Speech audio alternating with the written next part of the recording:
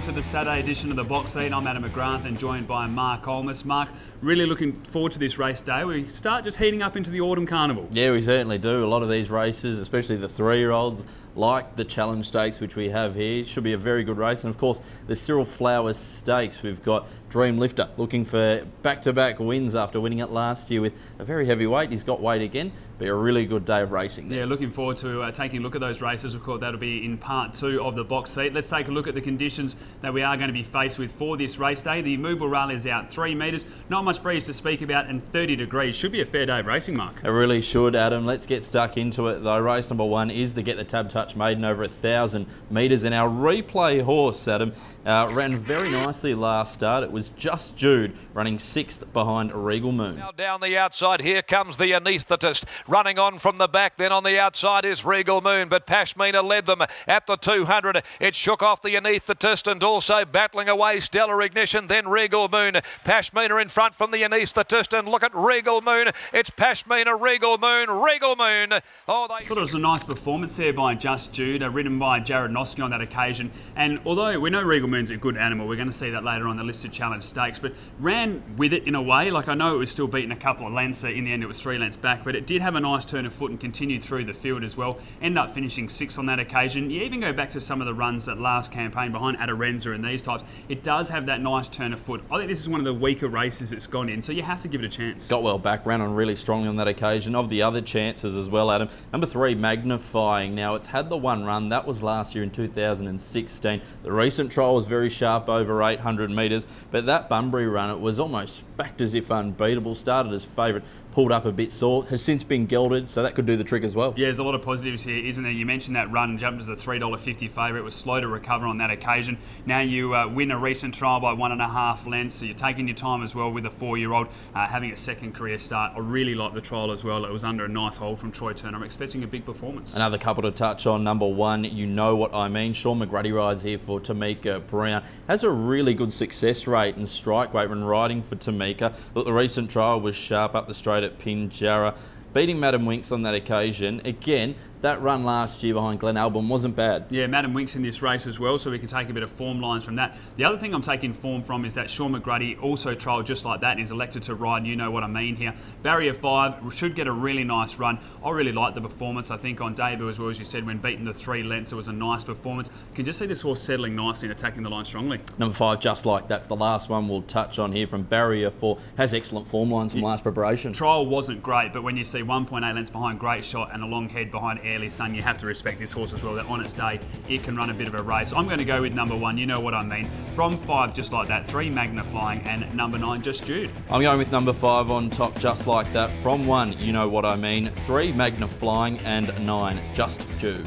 Race number 2 at Ascot. It is an event over the 1,000 metres. It's a Julian Sullivan farewell handicap. Of course, done some great work with Perth Racing in recent times, and this is a really good 3-year-old event. It really is, Adam. Let's have a look at the replay horse, which is number 1, Atacama Sky, winning 2 starts ago. It cruises up now, goes to the front there, and he went to work and he put up 2 lengths. Slick Sam Hoboken, Dainty Tess, trying to get a wriggle on in the middle. Down the outside comes Invincible Mode with 100 to go. Atacama Sky is well clear, over 2.5 in front and in no danger. He's back to his top today. Atacama Sky beats Slick Sam. Nice performance there by Atacama Sky, of course related to Akanar Star, which we've seen as a 2-year-old, going along really nicely in these same colours for Simon Miller as well. I thought last start was a little bit disappointing, was beaten the 5.5 lengths by Dainty Tess, was wide though and did lay in late. Now we see a couple of changes. The first one is Sarah Bonner going on board, so we see a 3-kilo claim. The second is the blinkers on as well. This horse has plenty of speed. It can cross and lead this race from that gate. Don't forget Man Booker as well, who made a successful return to the races at Pinjarra on the weekend, sitting 3 wide. Of course, that's a half to Atacama Sky as well. Well-related family. Adam, number 3, Undisclosed though, from the Colin Webster yard. The fastest horse in the race for mine. Pulled up with a few issues though last start, but with any amount of luck, and if she does what we know she can, she should be winning. Pulled up with a lot of issues. It was a massive run, to be honest, and considering the horse came back mildly lame with abrasions and then heat exhaustion as well. I thought, you looked at the performance on the day and we're all like, oh, that was a little bit disappointing, but then you take a look at the stewards report and you see that she continued to fight during the run. She actually didn't give up with that occurring. We're still only beaten 1.8 lengths by Dainty Tess.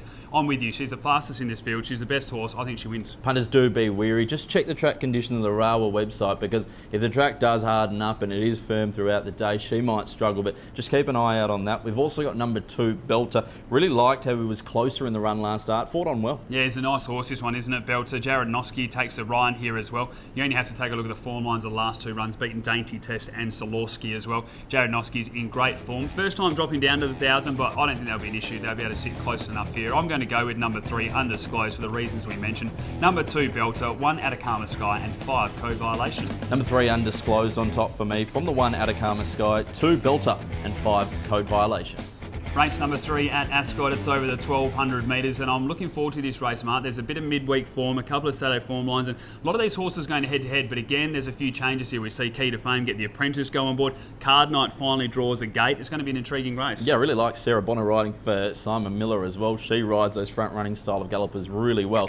But the replay horse we'll have a look at is Galaxy Star, and it wears the famed Cerise White. Smith, he now brings the favourite to the middle of the track, starting its run. Prize Catcher still the leader, though, from Wanted Desire. And here comes Galaxy Star, sprouting wings. Galaxy Star stormed up, grabbed Prize Catch, put pay to them. All interest now in the minors. It's coming away from them, and a great first up win. It's 2 for 2, Galaxy Star. Looks awful. It's a nice performance by Galaxy Star last start. To this 4-year-old mare, just picked them up with ease, and she won with a brilliant turn of foot, but she wasn't extended at all by Glenn Smith on that occasion. Jumps from barrier 5 here with 54 kilos. Good speed in the race with Key to Fame, foreseen at these types in it as well.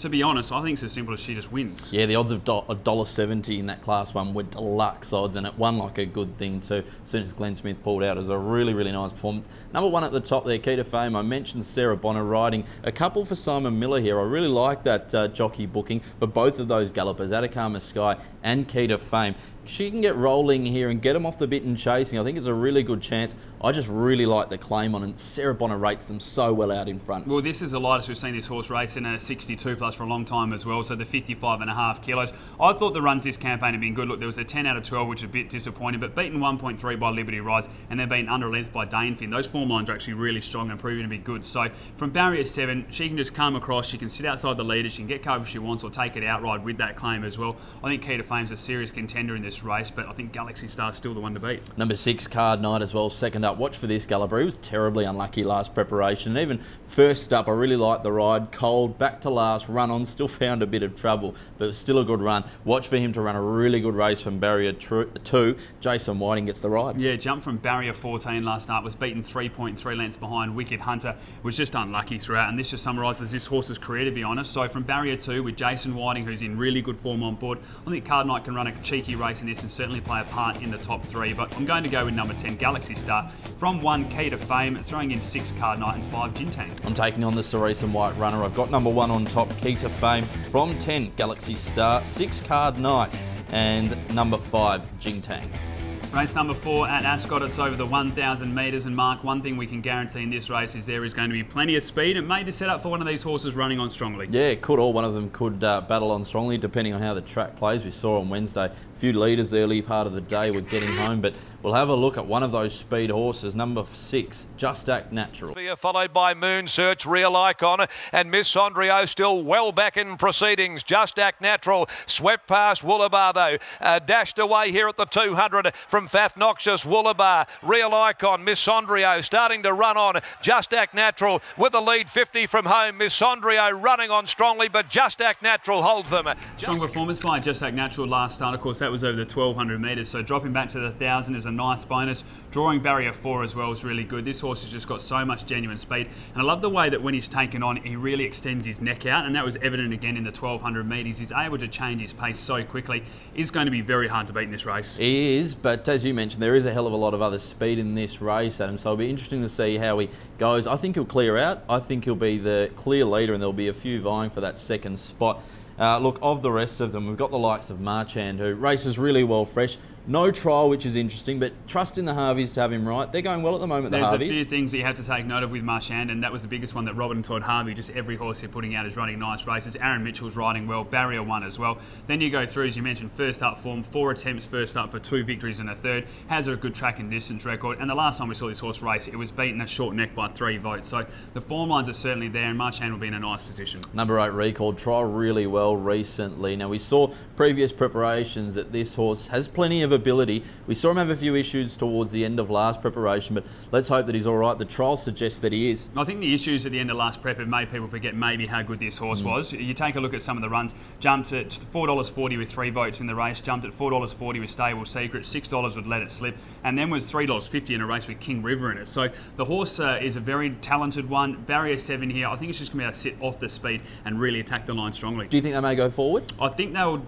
try sit midfield. I don't think they'll try take on the likes. When you've got Marchand, Shinetti, Just Act Natural, even Greco can go forward as well. Really try slot in midfield and then use that turn of foot like we saw in those last few starts, last campaign. And for that reason, I'll put it on top from 6 Just Act Natural, 3 Seeker and 1 Marchand.